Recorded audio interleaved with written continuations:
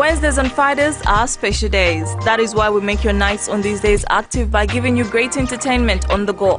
Watch comedy, music, talk shows and more on our Facebook and YouTube channels every Wednesday and Friday from 19 hours to 21 hours. GOPES TV, fulfilling passions. Every vulnerable member of the community. Inclusive participation in politics requires all genders, every vulnerable member of the community, because politics and governance have to do with the way forward towards transformation and a better future for all of us. I am Kuzanga on the Aspirant. Join me every Thursday at 1800 hours right here on GOPES TV.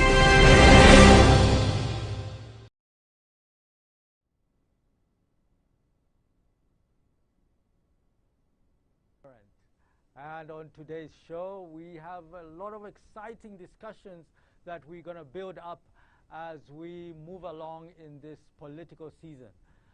We are in actually Tanzania today, and we're going to be talking to James Clarke.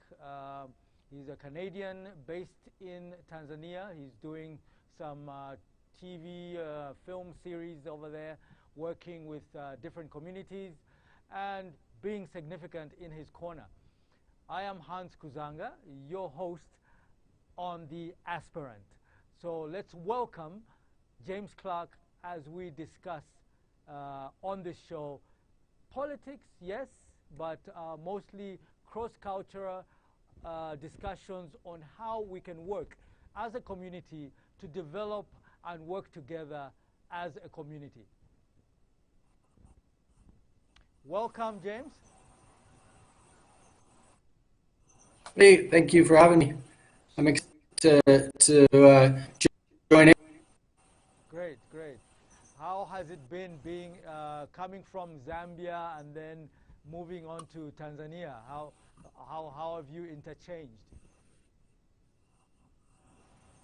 Well, you know, I see there was a big issue with the difference in politics with Corona, and I was actually trying to run to Zambia. They wouldn't take me in September, and honestly, I thought there could be a real serious pandemic here because we were relying on prayer, which as a Christian I can stand behind to a point, but everybody's saying, oh, this is going to be also be the big pandemic.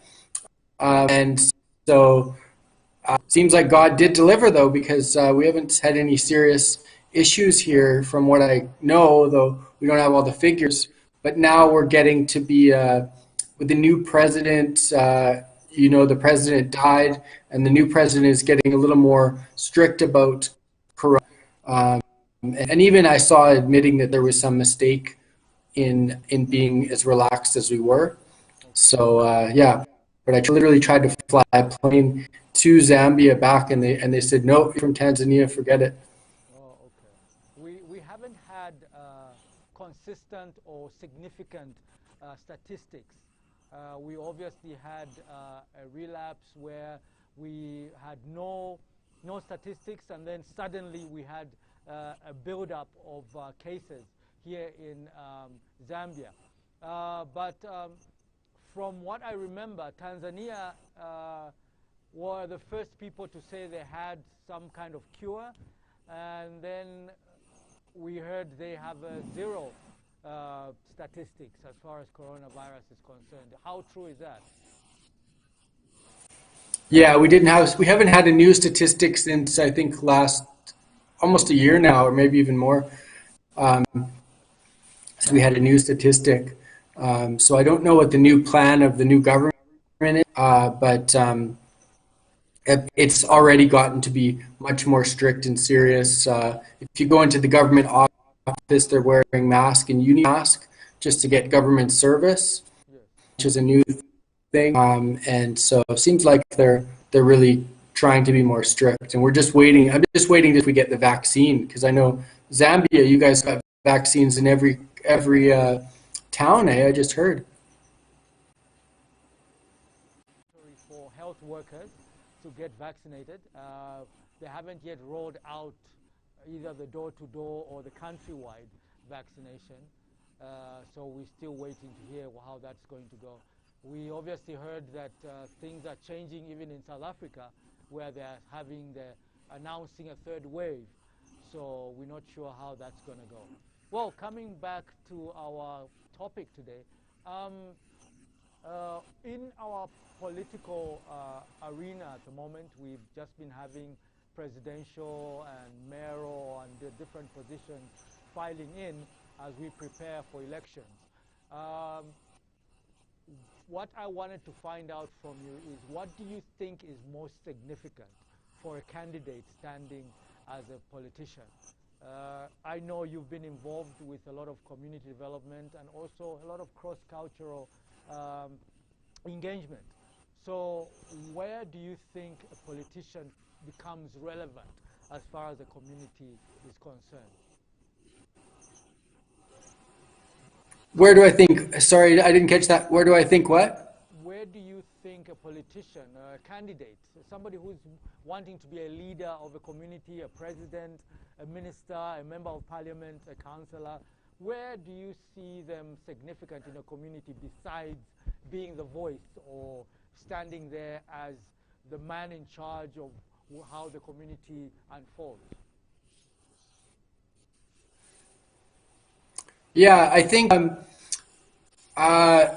my feeling is that the way forward really for, sorry? In your experience, just in your own words, just from your experience. So my feeling is the way forward for Africa, one of the big ways forward I see is agriculture. I don't seem to see enough agriculture, and I'm hearing that people are turning away from agriculture, the younger generation, and I'm not by any stretch, but I've done a little bit of, like, you know, working with struggling communities and done a couple small agriculture programs, and I just was really surprised to see that there is so much empty land around. Particularly, it looked to me like India was worse than Uganda for that. I was just surprised to see that there was so many vacant lots or like front yards. But I really feel like why they're not setting up more like free seeds, free starter programs for farms, I don't know. You know, there's a lot of needs, and I understand that, but I would say that that's a very viable way, because you only need to set it up, you know, in the beginning, and who knows how many millions of dollars in time can come from just a setup of a farm project. Yeah, I think that is very significant. We, you know, African politics have come to the position where most of them assume it's a matter of speech. But we're getting into a season where people actually want to see development. And when you talk about agriculture, it's, I mean, we're looking at economies that are crashing right now. And we need solutions. And definitely farming is on the top of the list of the most viable solution for Africa right now, as we produce pretty much everything, apart from the fact that most of the minerals in Africa have been exploited. We know that there's a lot that agriculture can still do. We've said a lot about the topic. What we forgot to say is what exactly are you doing in Tanzania? Just tell us a little bit about yourself and what you are doing in Tanzania. Well, I'm actually just kind of doing a lot of editing of stuff that I've done elsewhere whilst I'm in Tanzania. But as a general, I'm doing a documentary series about social connection is my big project I've been doing for years. And that is dealing with the fact that the world is becoming socially distant. And I'm trying to encourage building community in every kind of way, but from making a life and getting good connections to making groups and or organizations or what. Like I interviewed Han, who connected me with Serve Zambia, with a great big internationally funded organization in just out of Luancha there, so everything from getting off the couch and going and meeting some people to starting a big organization. How do we get social connection happening for ourselves and for others? So I'm kind of making a guide to social connection and encouraging the health benefits, because the health benefits are very well known, that the best predictor of mental and health and like longevity and well-being is actually social connections, is healthy, good rips and a reasonable amount of them. That's the number one. But there's no such thing as something that's saying this is how we should connect. Let's go connect, you know. Right. So that's what I. No, that's really good. I'm really glad that you've had the opportunity to experience the two cultures, and then also seen how the needs are actually very similar. Because when you go to the different countries, you almost assume others are doing better than the others, but then you have significant groups in every country that actually need help.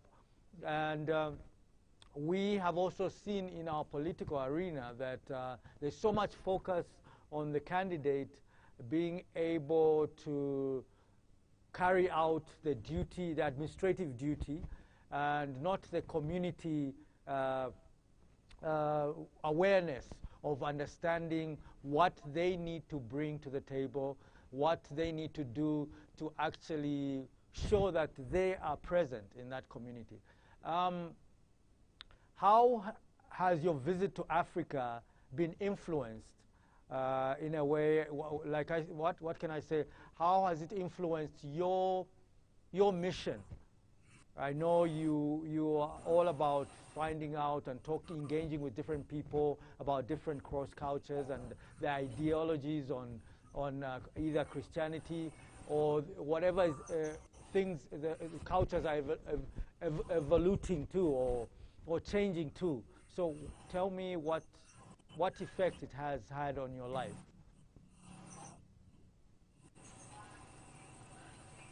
What effect? What has had? Sorry.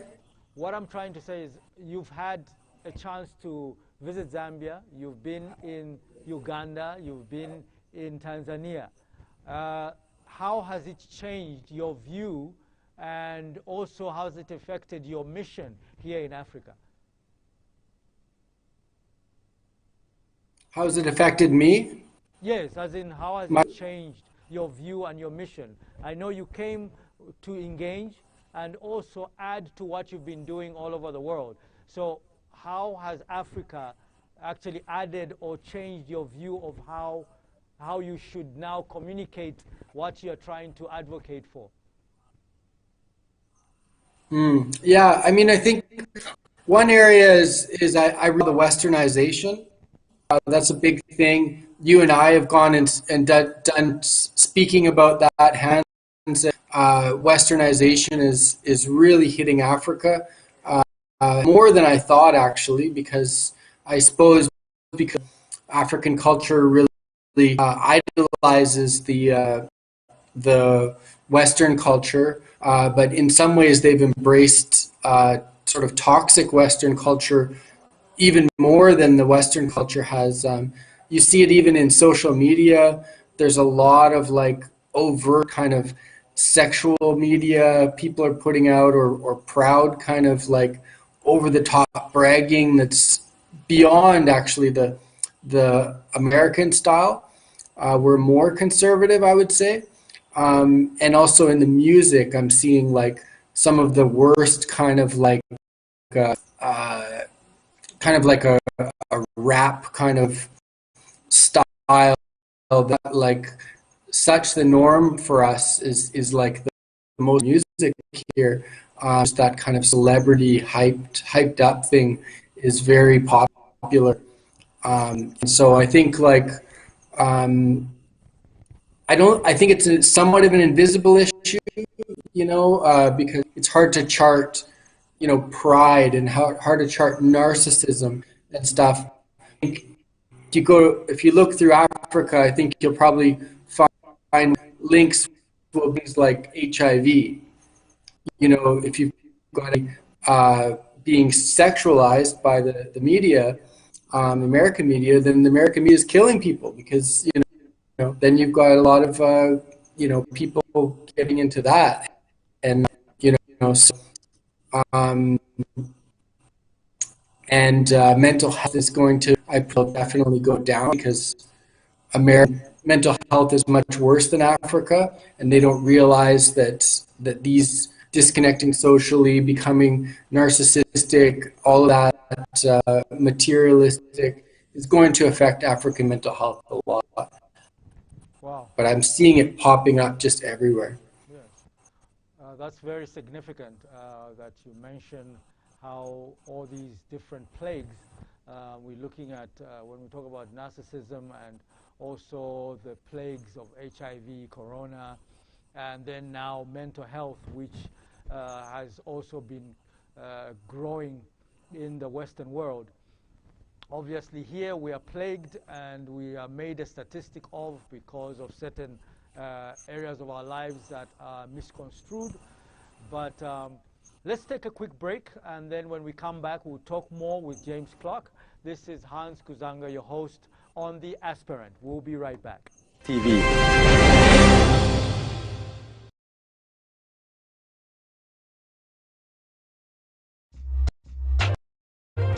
Wednesdays and Fridays are special days. That is why we make your nights on these days active by giving you great entertainment on the go.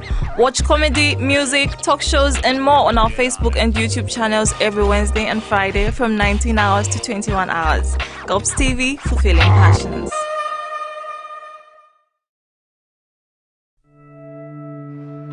Imagine being given an opportunity to receive mentorship, publicity, and necessary connections to audiences that will not only appreciate your talent and business, but are also ready to pay for it. That is what we are here for. We offer different branding packages, such as the Artist Bundle valued at 1,200 kwacha, the Film or Book Bundle valued at 1,350 kwacha, the Filmmaker Bundle valued at 1,500 kwacha, and many more. Want to fulfill your passion? Go for GOPES!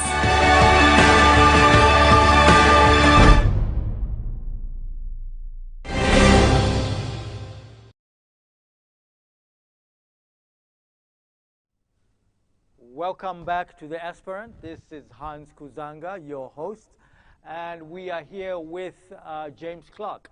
And by the way, this program is available for sponsorship, and the numbers will come on the screen for those that are interested in either having their adverts or being able to sponsor the program.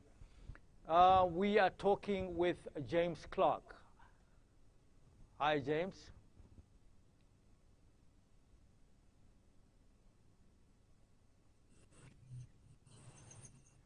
Hello, James. Trying to connect. Yeah, now it's crashed for a second. Oh, okay. Can you hear me now? Yeah, I got you now. All right. Okay, we are back in Tanzania with James Clarke. We've been back and forth talking about cross-cultural issues and also talking about what he's been doing as far as in the subject of narcissism and how the Western world has been affecting us, not only through the media or through disease or whatever it is that has been plagued onto Africa to kind of change our mindsets, but also how the cultures have really clashed. You were talking about mental health. How is it that mental health, has grown so much in the Western world and is not something that we are being affected with so much here in Africa? James. Yeah, I mean, there's a lot of reasons. Number one, I would say the social disconnection. That's like I say, it's very well kind of charted that's the number one indicator of health and everything. So social connection, and then also because we're becoming so much, everyone I've talked to from the richer cultures, particularly Africa, they're saying, well, it's becoming affected, particularly around the kind of popular tourist type areas or the westernized areas. They're becoming less social as well. But narcissism is a huge thing, and just a kind of competitive, materialistic culture which creates an anxiety and creates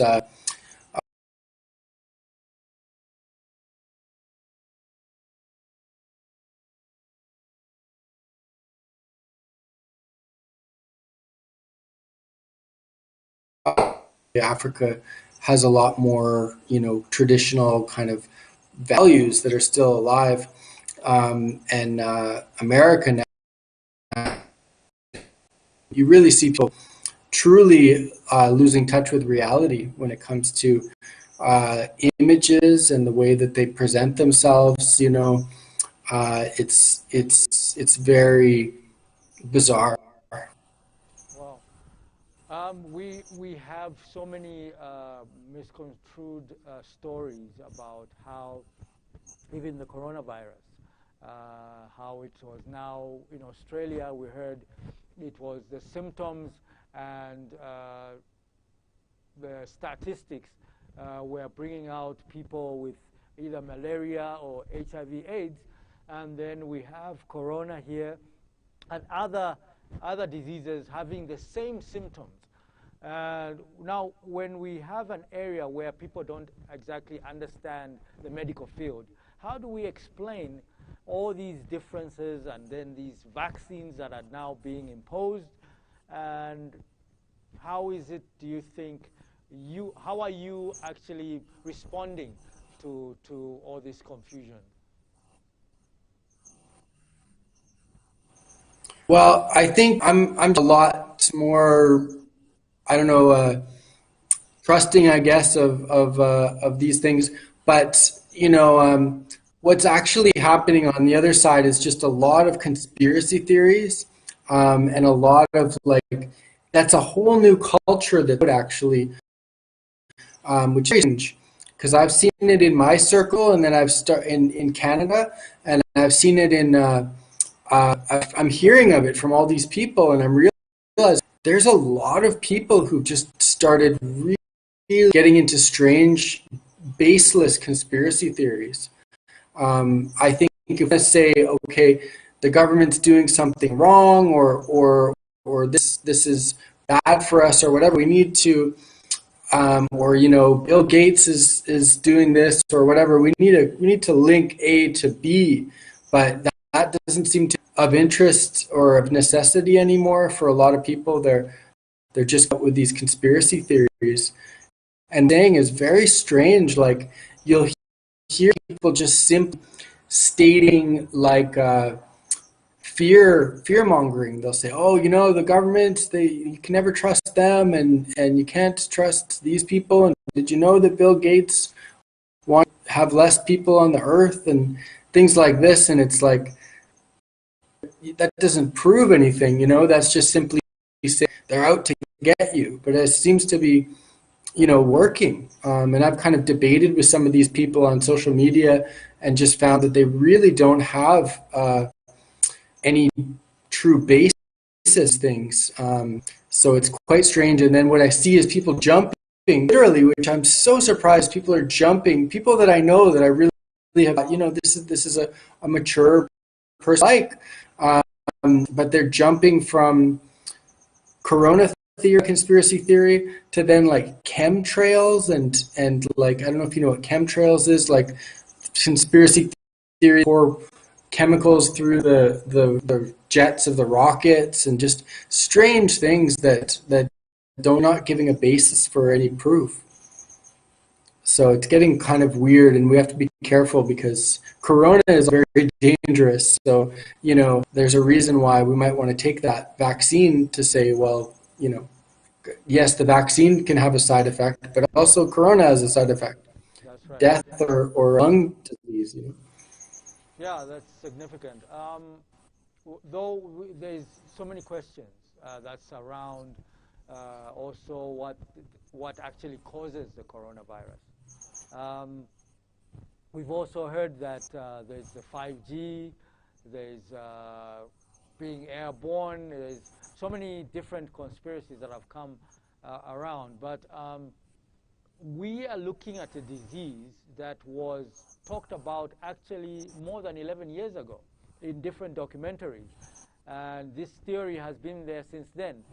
But then we come to this fact where the vaccine does not heal or prevent coronavirus. So how do we validate its use? I'm not much of an expert, but I mean, it does prevent to some degree. And I think the same with like a flu vaccine. You can still get the flu, but you know, it's just far lessened. You know, and not that you're always going to get the flu, but you're generally immune to it. So I think there's a lot of we need to connect A to B again to say, okay, so what is the concern and what is the evidence? It's confusing because you say there's these documentaries, there's this, but do we know that there's evidence of that, and do we really know? And I don't know, like my feeling is, okay, so there's a conspiracy that's really pushing towards, you know, the government is doing this on purpose. You know, government is, you know, all of this, but I'm saying, how is government of all the world together to shut down the economy, to, you know, do all of these things? Who's getting paid to lie? How do you pay, you know, 500,000 doctors to lie and make up statistics, you know? And what would be the actual benefit, right? Like, you know, the economy shuts down, everybody goes poor, nobody's getting rich. You know, they're saying, oh, they're gonna sell vaccines, but vaccines don't cost that much. And people who are in that sort of business, a big business or whatever, they're gonna lose money if the economy drops. You know, they're not gonna be gaining money. So it's very kind of, it's not possible. Where's the evidence that that's how I see it.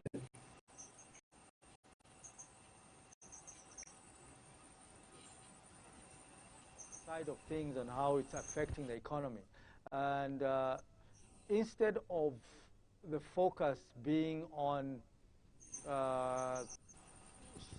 spreading money across Africa. I know the WHO has been sending millions of dollars to the different countries that have been affected, and then we have now forgotten about the poverty levels. We've stopped discussing how are we going to get out of poverty, because more and more money now is being spent again on medical research and the plague, preventing or helping people being sustained during the plagues.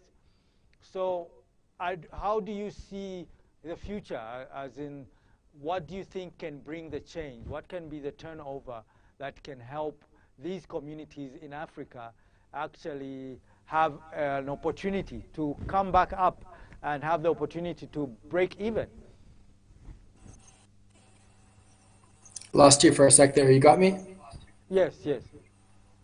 I was talking about the fact that all resources are going towards medical research and being able to sustain people during the plague, and we are running away from the poverty issues, the economical crash. how are we going to survive this, or how are we going to bring a balance? Yeah, exactly. It becomes a moral dilemma in a lot of countries, I'm sure. And the thinking that they're saying, okay, even if we have poverty, just get rid of this virus or not lose a lot of people, then we'll deal with it later. But it does become a moral dilemma if a lot of people are dying of starvation. But that's why I said, again, farming, you know, that was the first thing I said when Corona happened, was everybody should get on to farming, because Corona can't kill a farm. You know, Corona can kill every other kind of business essentially, but not a farm. That's also a good thought, in the sense that we need to think about what we are going to do, or what we're going to have left after the fact. If Corona does not affect our farming inputs, if it doesn't affect how we keep ourselves sustainable, then we need to also spend money or resources or our energies into figuring out how we are going to survive after we have combated or brought the plagues to its knees, so that we are not left with nothing at the end of it all, like the spoils of war. Yeah, so I think, even as you mentioned at the beginning, we have farming, we have many different avenues that communities can engage and start actually putting their energy and resources, instead of focusing on being able to either run away from the plague or being able to spend resources on doing more research on how to fight this disease. Thank you so much for joining me on the Aspirant, James. You are very far away from Zambia, but we are glad that we were able to connect. Just wanted to know if you have anything that you want to say to the Zambian community on this program before we close. Yeah, just what I said is keep an eye out for the influence. It's really not healthy in regards to values and stuff. And yeah, really push farming, especially if someone has nothing to do. Even a front yard, even a small, even like I've seen at your place, even you had potato sacks, pasho sacks, or what do you call it? Shima sacks, you know, potatoes. There's so many ways, you know, everybody can afford a potato and to fill a sack, right? Yeah, definitely. You can find those. So yeah, I think there's a lot of options there. So yeah. All right, great to chat. Good job. Thank you so much. We will hope to have you on our show again, so we can also hear more about how your series develops. So we'll see you soon on the Aspirant. Thanks, James. Okay. Thank you so much for joining us. This has been Hans Kuzanga with James Clarke from Tanzania. We shared a little bit back and forth on how the cross-culture, coronavirus, and the way forward. What is the future looking like after coronavirus? How significant are our politicians and those coming into office? What are their plans? Are they planning to come and administrate or bring transformation in our community? Please, let's ask that question and let's walk together in this walk of change. Thank you for joining us. This has been Hans Kuzanga. Over and out.